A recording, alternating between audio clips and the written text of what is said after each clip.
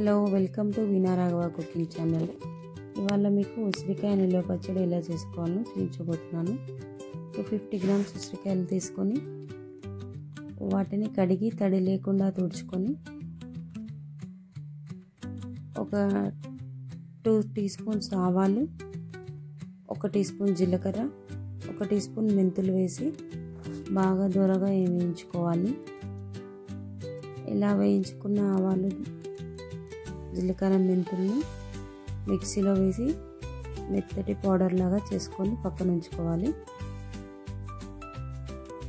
ఈలోపు ఒక పావు లీటర్ ఆయిల్ తీసుకొని వాటిలోకి మనము ఉసిరికాయల్ని వేసి వాటిని కూడా గోల్డెన్ బ్రౌన్ కలర్ వచ్చేంత వరకు ఎర్రగా వేయించుకొని నూనెలో నుంచి బయటికి తీసి చల్లార్చుకోవాలి. ఉసిరికాయల్ని ఈ ఉసిరికాయలు వేయడానికి వాడుకున్న ఆయిల్ లోపలికి మనము ఆవాలు, జీలకర్ర,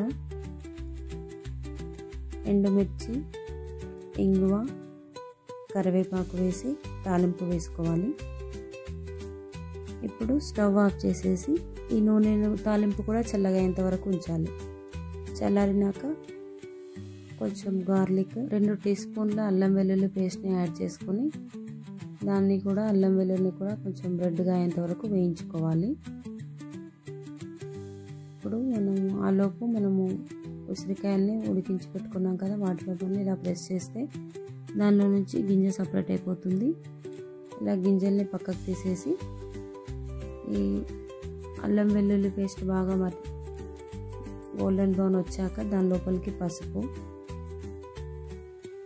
యాడ్ చేసి ఈ ఉసిరికాయల్లోకి మనము ఇంతకుముందు పేస్ట్ చేసి ఉంచుకున్నాక పౌడరు, 1 కప్పు కారం పొడి,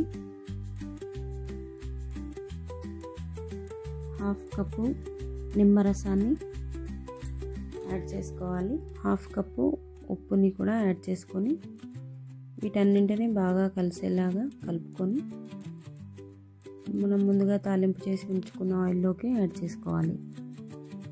ఈ ఉసిరికాయ పచ్చడిలో ఎక్కడ మనం వాటర్ని వాడలేదు కాబట్టి తడి లేకుండా చేశాను. 1 ఇయర్ వరకు స్టోర్ ఉంటుంది. Thank you for watching my channel. Please do subscribe and share with your friends and family. ఇలా ఒక్కరోజు ఇలాగే ఉంచేసి అప్పుడు దాని లోపలికి మంచిగా ఆయిల్ అంతా ఉడుకుంటుంది, ఉప్పు కారం మొత్తం ముక్కలకు బాగా పడుతుంది. తర్వాతి రోజు మనం ఇలా గాజు ఎయిర్ కంటైనర్లోకి ఉసిరికాయ పచ్చడిని మార్చుకొని 1 సంవత్సరం వరకు ఉంచుకోవచ్చు. Thank you for watching my channel.